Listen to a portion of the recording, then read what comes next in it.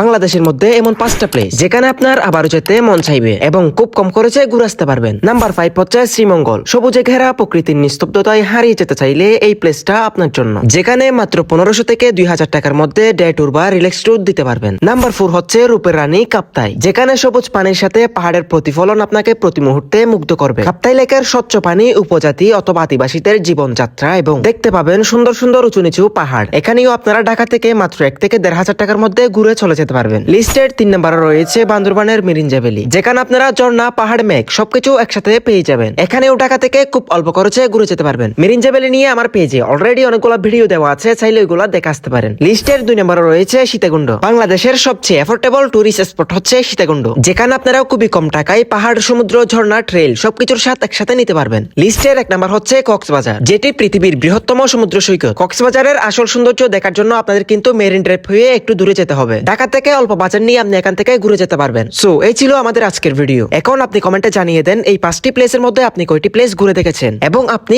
পরবর্তী ট্যুর কোথায় দিচ্ছেন।